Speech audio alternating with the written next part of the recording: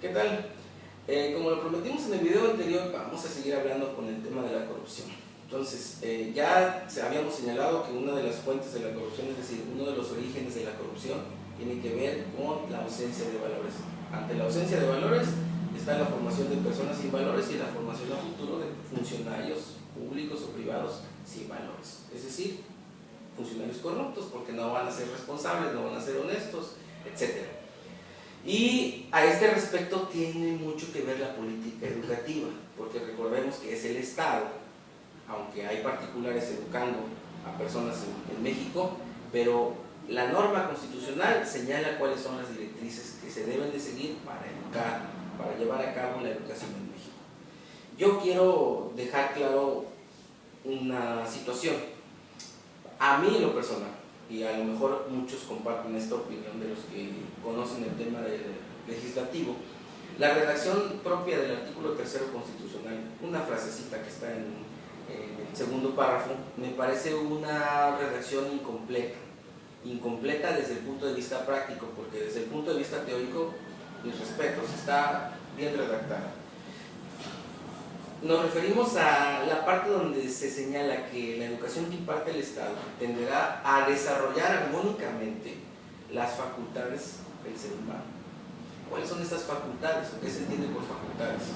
Las tres principales facultades del ser humano son la voluntad, la conciencia y la inteligencia. Entonces, desde ese punto de vista, tenemos que, si la educación va a tender a desarrollar personas con una voluntad férrea, personas inteligentes y personas conscientes, pues es una redacción muy buena, pero desde el punto de vista práctico parece que es desafortunada, porque al desarrollar ya una ley reglamentaria de ese artículo 3º, ya no se refleja ese objetivo en la ley reglamentaria.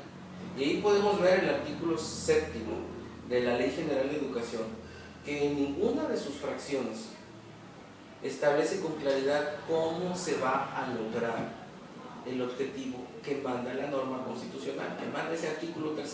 Es decir, cómo vamos a lograr formar personas con buena voluntad, inteligentes y conscientes, ¿sí?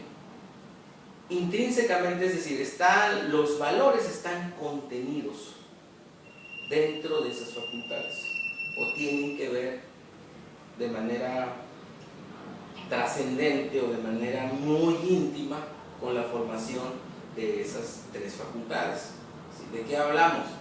Del valor, de la honestidad, de la responsabilidad, de la excelencia, etc. De los valores que todo el mundo conocemos que debe tener una persona de bien. Entonces, en ese aspecto, no tenemos esa ley reglamentaria, ese artículo 7 de la Ley General de Educación, no tiene una redacción concreta para aterrizar esa política gubernamental en materia educativa en la escuela, en el aula, donde nosotros mandamos a nuestros hijos.